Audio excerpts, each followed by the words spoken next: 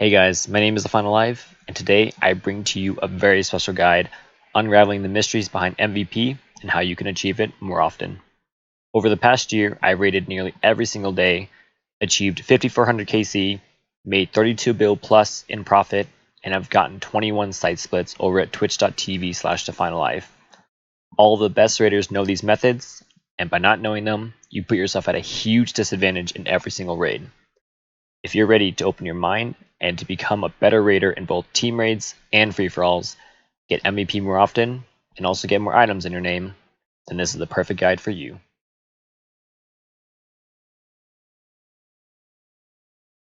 The following setups are what you will traditionally see in a 4-man team.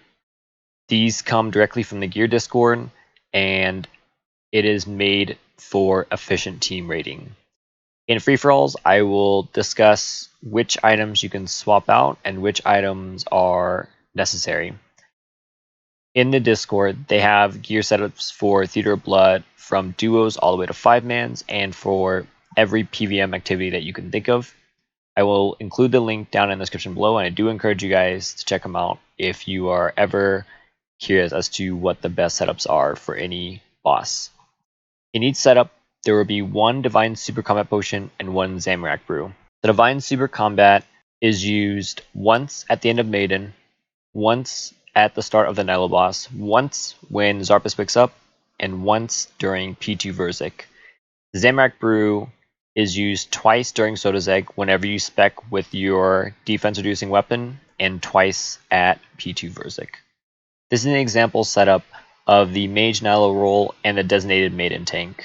You can opt to bring a Void melee helm if you're not comfortable with your switches on the Nylo boss. The Kodai wand is used to freeze Maiden crabs and whenever you are barraging, and the Sanguinesi staff is used whenever you are hitting solo Nylos and for the Nylo boss itself. A BGS is chosen over a Dragon Warhammer so that you may bring the Arcane Spirit Shield as your offhand. In your rune pouch should be Deaths, Bloods, and Souls. In free-for-alls, I would recommend bringing Void over Ancestral, as it is fewer switches so you're able to bring more supplies. This is an example setup of the person who is freezing all of the north side of Maiden and is melee in the Nylo room. The Kodai wand is used whenever freezing crabs and also barraging, and the Sanguinesi is used whenever hitting singular Mage Nylos and for the Nylo boss. The ham is best in slot when meleeing in the Nylo room, however you can opt for a rapier if you're not tick perfect. In your rune pouch should be Deaths, Bloods, and Souls. In a free-for-all, I would recommend getting rid of the Kodai wand, the Arcane Spirit Shield, the Ancestral Legs, as well as a ham, and to make sure you replace Soul runes with Water runes. This is an example setup of a melee DPSer. You will want both a Warhammer and a BGS. The BGS is used for Maiden, Bloat, and Xarpus, and the Warhammer is used only for Sotetseg. The Tyrannical Ring is used when Warhammer speccing. However, if you are not comfortable with your switches on the Nylo boss, a Void melee helm may be substituted. Again, the ham is best in slot in the Nylo room, however you can opt for a rapier. In your rune pouch should be Mud runes, Astrals, and Death so that you can cast the Vengeance spell, and also pot share stamina with the rest of your team. In a free-for-all, I'd recommend ditching the BGS, the Tyrannical Ring, and the ham, and to be switching your spellbook to Ancients. This is an example setup of what the Rangers should be bringing in. Again, the Tyrannical Ring is only used when Warhammer speccing, although if you're not comfortable with your switches, you can opt for a Void melee helm instead. The chins are used on Maidens, Crabs once the pile has been established, and also in the Nylo room whenever there are a bunch of Rangers, or to kill any waves that have two small ranges coming out. The Imbued Heart is to be dropped for your teammates inside of the Nylo room. The rune pouch should contain Mud runes, Astrals, and Deaths so that you can pot share stamina with your team and to also cast Vengeance.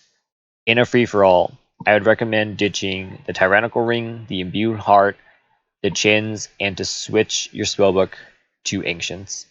Because this guide is mainly focused on how to get MVP more often, it is worthwhile to dive a little bit deeper into figuring out how exactly the MVP is determined. This infographic was made by Mod Kieran and posted on his Twitter, and it is as follows. Every player has a certain amount of invisible points at the end of the raid. and every player starts off with 8 points. This is to punish any player who dies during the first 2 rooms, and every death in the raid subtracts 4 points from that player. Also, participating in each room gives that player 3 points.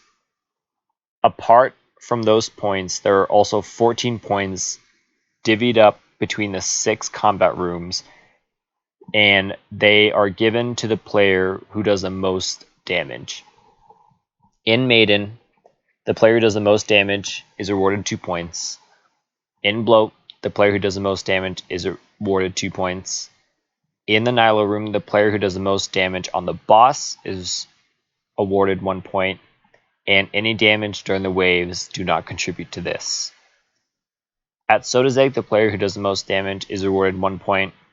At Xarpus, the player who does the most damage is awarded 2 points. And for each phase of Verzik, the player who does the most damage is also given 2 points, for a grand total of 14 possible points to be won. In order to get MVP, a player needs at least 7 out of 14 of the points throughout the rooms in order to have a chance at MVP. And obviously, the more points that you can accumulate by the end of the raid, the better chance that you have of getting the drop in your name. This guide will be focused on how you can obtain these points in each room. Some of these tips and tricks are minor, and some of them can significantly increase your chance of getting MVP by the end of the raid.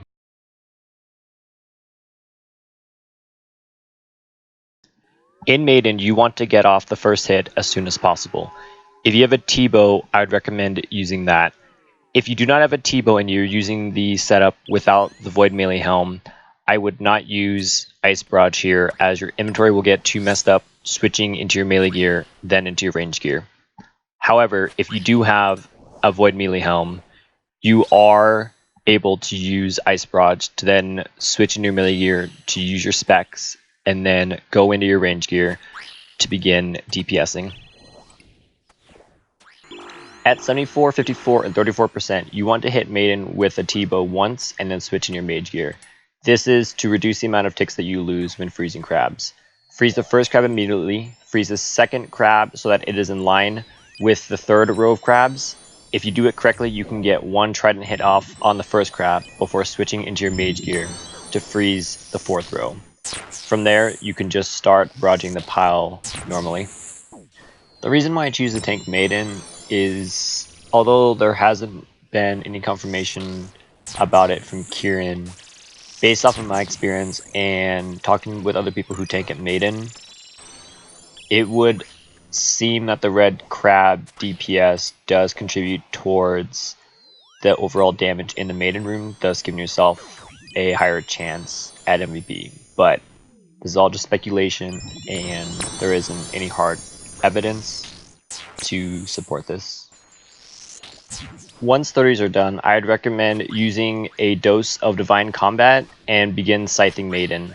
You can either flinch Maiden, or right before she attacks, switch into your T-bow and another piece of range gear to prevent her from reducing your stats. At 10% or lower, you can use your Chali spec to finish off Maiden. The reason why you want to be scything Maiden after 30s is because it is the most DPS you can do, assuming you are at 118 and have max strength gear. In this chart, the blue line represents scythe DPS at 118. The dark orange line is T-bow. The yellow line represents blowpipe with D-darts, and the purple line represents blowpipe with rune darts. On the x-axis, it represents the amount of defense levels that have been reduced from Maiden. So, all the way to the right at 200, it means 200 defense levels have been drained from Maiden, making it 0 defense. For all intents and purposes, that is the area of the chart that we will focus on. Each red asterisk on this chart represents 1 Warhammer spec that has landed. As you can see, the Scythe is the most DPS you can do, followed by Blowpipe with D darts, followed by a T-bow, followed by a blowpipe with rune darts. This chart was made on Twitter by a man named Justin, also known as Inevitably RS. I'll be including these pictures along with his Twitter down below in the description if you want to check it out for yourself.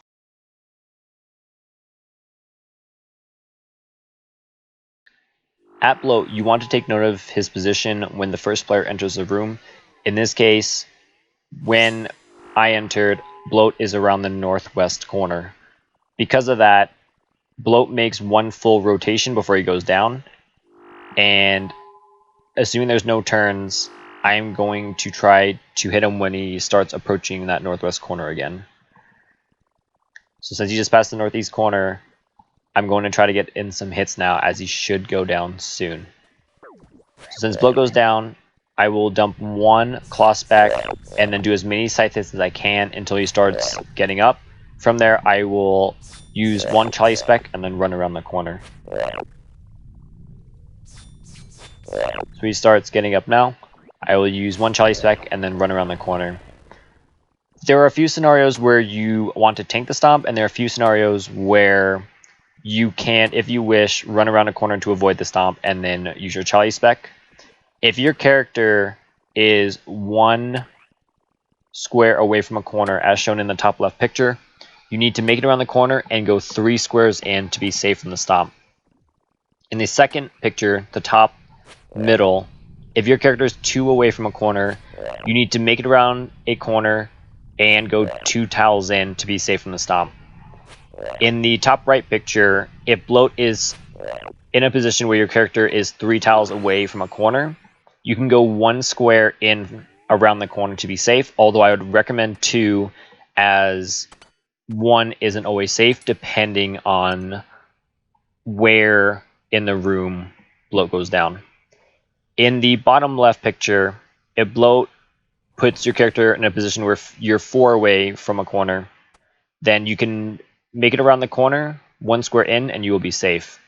Any further than 4 squares away from a corner, you will want to tank the stomp, as your damage will be halved if you decide to make it around the corner.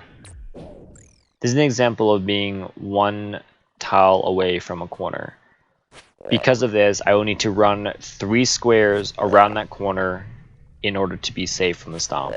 Also, because Bloat is looking at me, I will need to run through him in order to not be chased after I Charlie him. So, he gets up, I run around the corner 3 squares in, I'm safe, I Charlie, and then I run through, and I'm aware of any hands on the other side. Here, I am behind Bloat, and I am 2 squares from the corner, so I will need to go 2 in order to avoid the stomp. If you do this correctly, you should only take 1 fly. This is a slowed down version, so you can tell exactly what the timing is in order to avoid Bloat stomp. As soon as he stomps, my character is in the safe spot, which is 2 away, and then I go in for my Charlie hit. Here, my character is 3 away from the corner. The potion indentation on the barrier showcases the 3rd and the 4th tile. So because that was the 3rd, I go 2 in, and then I run through Bloat since he was facing me. Here is an example of being 4 away from a corner. As you can see, my character will end up next to the dead adventurer, and so I know I am 4 squares away, and I will need to go 1 in from the corner in order to be safe. When he gets up, I run around the corner, dodge the stomp, and then use my Charlie before I'm running back. Bloat in this scenario is in a corner, and because of that, I will need to tank the stomp if I want to get an extra Charlie in. As soon as he starts moving, I will quit my Charlie right now, Charlie spec him, and then run around the corner.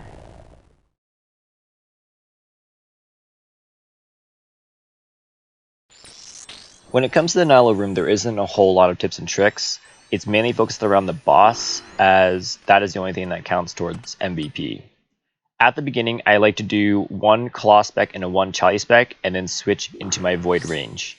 The reason why I switched to my Void range is because it is the most DPS that you can do during this boss, and you want to have your complete set of Void worn when you are ranging.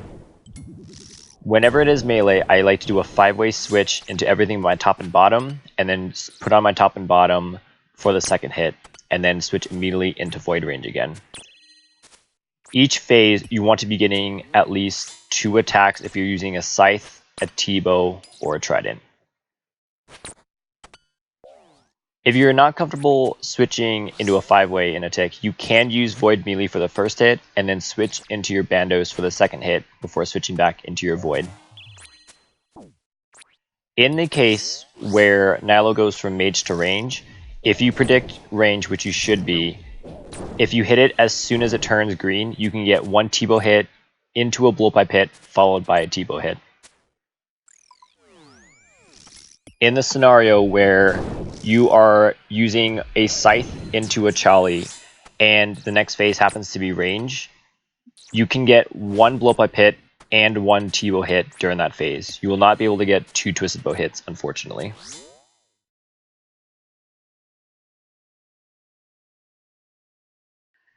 For Sotetseg, there are only really 2 tips that come to mind. The first is when you first enter the room, you want to get an early hit off either with a T-bow, or if you do not own a T-bow, you can Ice Rod Sot here.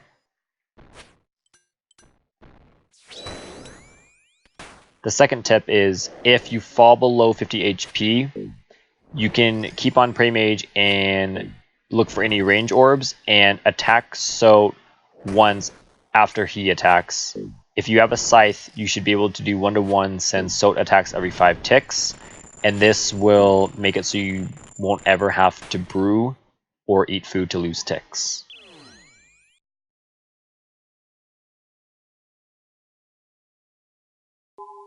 This is how you will do the simple melee method using a Warhammer. You will want to start off with a Scythe hit into a Warhammer spec. As soon as he wakes up, step back, spec again with your Warhammer, step back, and then do a Scythe hit.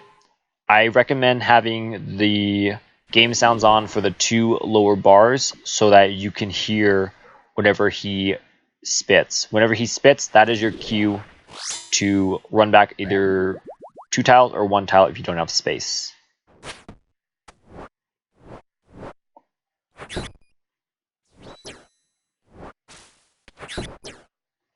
So every time that he spits, I click 2 squares back.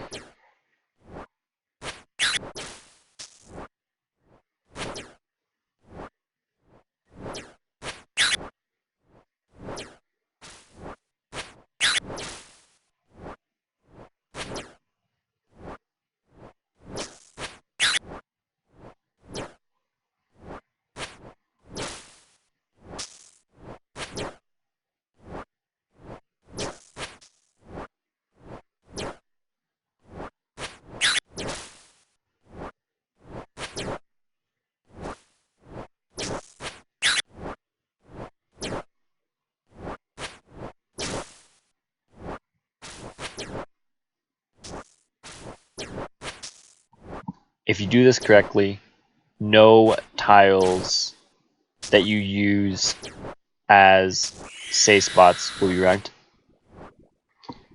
This is an example of how you will do the simple melee method, but this time with the BGS.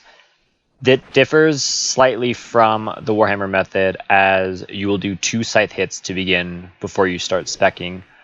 Again, I recommend having the 2 bars on the lower end of the game sounds to be turned on when doing this. So I start off with 1 Scythe hit, 2 Scythe hit, run back. I then equip my BGS, miss a hit, spec once, spec twice, equip my Scythe, I will miss this hit, and then from there, every time that you hear him spit, you will just run back 2 tiles.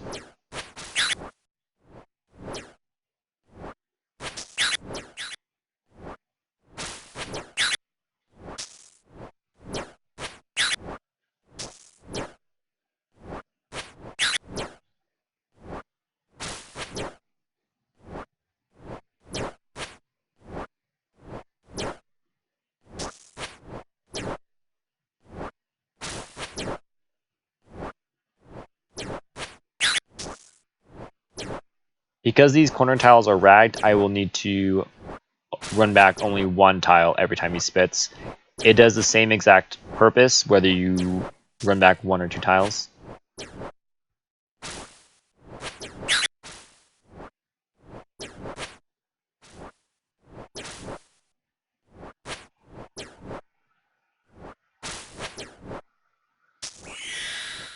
This is how to do the 5-tick method with a Warhammer. It starts off the exact same as the simple melee method. One scythe, one hammer, miss a hit, one hammer spec, into one scythe hit. Except this time, I will rag a tile on purpose in order to not miss a hit. From there, I just attack every 5 ticks, and every time he looks at me, I go 2 squares away from where I was previously in order to not be ragged by the flying green balls. So from there, he looked at me, I moved 2 tiles away. I would recommend turning on Redemption if your HP starts getting low, and just sipping restore doses. But you shouldn't need to go through too many doses, if any at all, depending on how the room goes.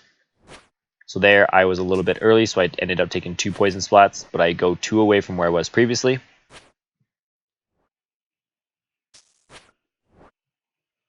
So there he looks at me again, so I move 2 tiles away.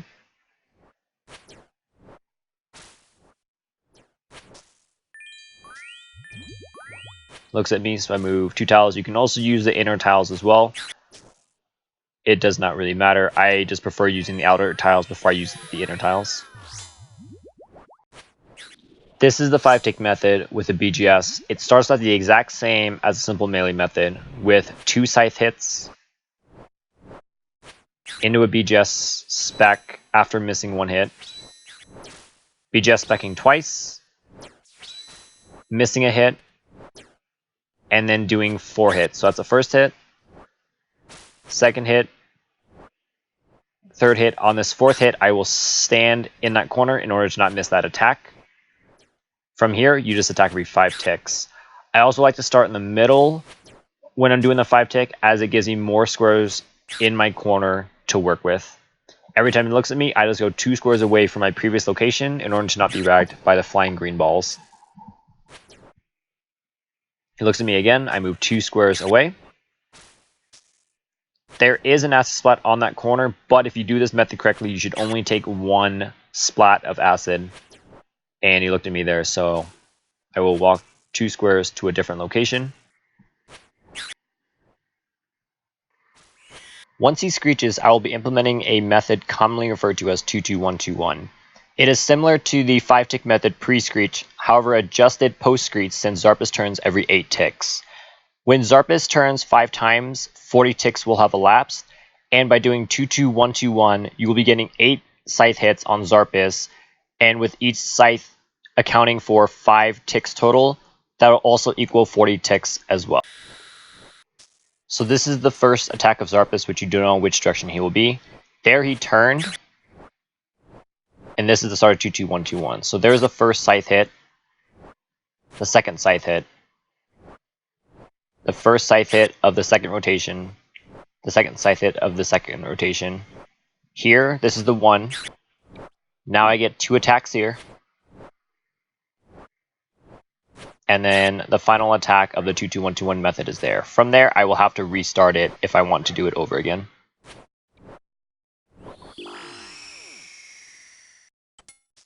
To time 22121 correctly, you need to be watching Xarpus. So every time he turns, he will do 3 flaps, a pause, 3 flaps, and another pause. So flap, flap, flap, pause, flap, flap, flap. And on that second pause, that is when you attack. Your scythe will be swinging at the same time Xarpus is turning, and that's how you'll know it is correctly set up. Be forewarned though that you do need to be tick perfect doing this method. Being 1 tick too late will mean you will only be able to get 2121, and being a tick too early means you will scythe yourself out. Now you might be asking yourself if it's even worth it to learn the 5-tick method or to learn 22121 post-screech, as opposed to just using a blowpipe with dragon darts. This chart is similar to the one at Maiden, except focused around Xarpus, using a variety of different weapons. The x-axis, again at the bottom, represents the amount of defense levels that are drained from Xarpus, with 250 making Xarpus 0 defense. The blue line at the very top represents a no-tick loss scythe method, which pre-screech means 5-tick, post-screech being 2-2-1-2-1. The other weapons depend on Xarpus' defense level. If Xarpus is 0 defense, or in this case 6 defense or lower, Dragon Darts with a blowpipe is better than the simple scythe method. However, if Xarpus is above 6 defense, the simple melee method will be the best DPS no matter what. After that, blowpipe with rune darts is the next best, followed by a twisted bow. So is it worth learning? Yes. In my opinion, all of the best efficient raiders will know how to do both the 5-tick and also 2-2-1-2-1. And the reason is it just ends up saving you time, and it also gives you more damage.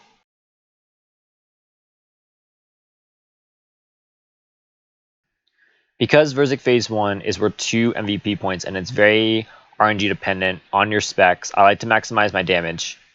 The first thing that I like to do is to be either the first or second person in the party order so that I can maximize my damage by specking once with a Dawnbringer and scything 3 times. If you are not one of the first 2 people to spec, you can do a claw hit here. Once I scythe the 3rd time, I watch her to kick her right leg, and I use 1 trident hit into 2 scythe hits. On the second scythe hit, I run behind the pillar. Because I know my spec is coming up, I am only going to do 2 scythe hits here and forego the trident hit. When I run around the pillar, I pick up the staff immediately, do 1 spec into a scythe hit, and then do my second spec. From there, I will do 2 scythe hits and then try to squeeze in as many trident hits as I can for this phase.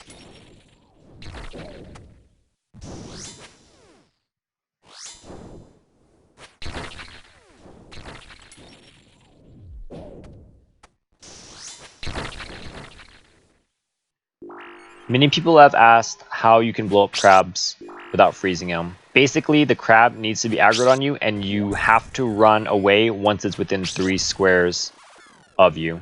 Here's an example of a crab where it's aggroed on me. I run away as soon as I see it's locked onto me and 3 squares away. When Verzik spawns a red crab, she will be immune for a little bit. You can do 2 scythe hits before you can start attacking her. From here, she will do 8 attacks and then go into healing again. So that is 1 attack,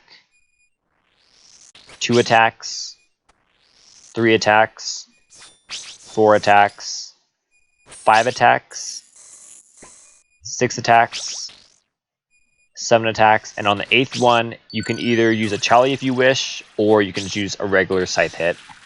Here is a method of how you can hit her as soon as she is out of healing. There are 2 visual cues you can use to time this extra hit.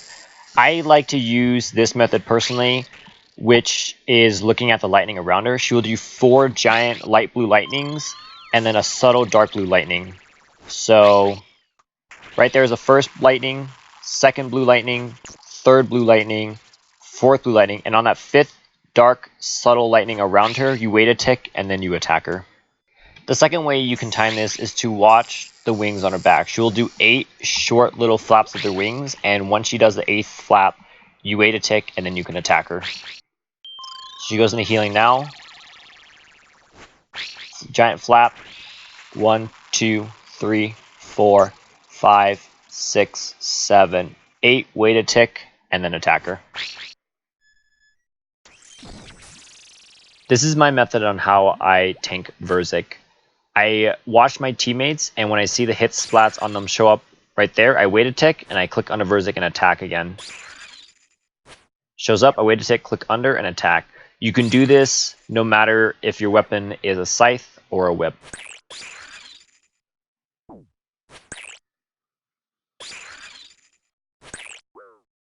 You can also do this even if you're not the one tanking, if you do not trust your teammate to tank. His let show up, I step back, and then I attack her again. You don't want to step under her because you will get meleeed if the tank procs a melee. When crabs come out, she will do 4 auto attacks after before going into webs. So, this is the first attack after crabs came out. This is the second attack. This is the third attack. And on the fourth attack, you can also Chally right before she goes into webs. You can also tell that it is the last attack because any crabs that are frozen by Ice Barrage will blow up right before the fourth attack. I also highly encourage anybody for webs to have these middle markers marked on their client, as it's very easy to tell if you are with your team or not.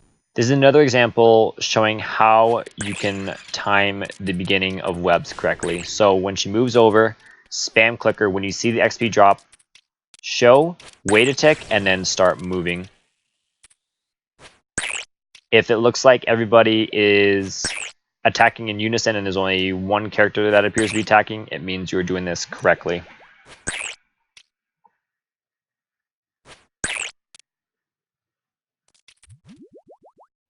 A tip during yellows is if you are far away from Verzik, you can equip a T-bow and hit her in order to not miss as many ticks. If you're the one tanking during purple tornadoes, then what you want to do is run away from her and wait until she attacks before you attack. Run in a straight line and then either do a 90-degree turn so that when you go back to attack Verzik, you do not run into your tornado. You can also redemption the green ball if getting hit for the 74 will put you in range of redemption. If you're not the one taking out Verzik when tornadoes come out, you want to just stay away from your tornado and attack at your weapon speed. So since I have a scythe, I'm running, and every 5 ticks I'm attacking Verzik. When I'm not attacking, I still run around Verzik and try to get some gap on her. When Verzik is around 5%, you can use a Chally as your final hit while still running around and not getting caught in your tornado.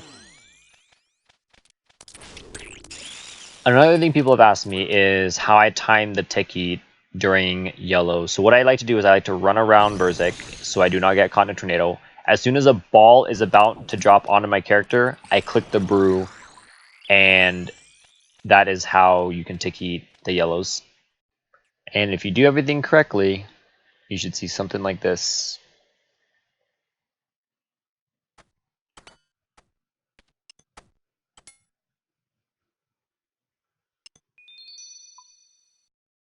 There's one final tip that I forgot to mention in this video, and you can use this whenever, but typically you would want to use this at P2 or P3 Verzik whenever you want to heal, but you want to maintain DPS as well. So what you can do is you can brew once and then regular combat again. That way you can slowly heal up, but also not miss as many ticks. You can only use this for as many combat doses as you have. However, if you just need to tank one auto or whatever, you can use this method and still keep up your DPS. And there you have it, guys, the guide in its entirety. I do hope you guys all enjoyed my first ever video, and I hope everyone learned at least a thing or two to help you along your journey in Theater of Blood. A big shout out to Winner, Mo, Luke, Kika, Boaz, Jade, Nico, and Fudge for reviewing this and giving me their honest feedback. Without their help, this guide wouldn't have nearly been as great as it was. In the description below will be links to all the resources I used in making this video. Also, if you guys have any questions or want to watch these tactics live, I do encourage you to come check me out at twitch.tv/DeflineLive, as I not only implement all of these ideas, That is where I go to test out new strategies and showcase them first. And it's where I go to just hang out and interact with other like-minded raiders as well. I'm live every day besides Saturday, and I stream at least 40 hours a week. The ideas in this guide are meant to take your raiding skills to the next level and should set the foundation to doing really fast and smooth raids, to get better PBs, to get MVP more often, and to potentially do other scalings as well, such as duos. If you guys did enjoy, please do leave a like and subscribe to the channel for future content. Also, feel free to follow me on Twitter for updates on all things outside of streaming and YouTube. And until next time, guys, peace.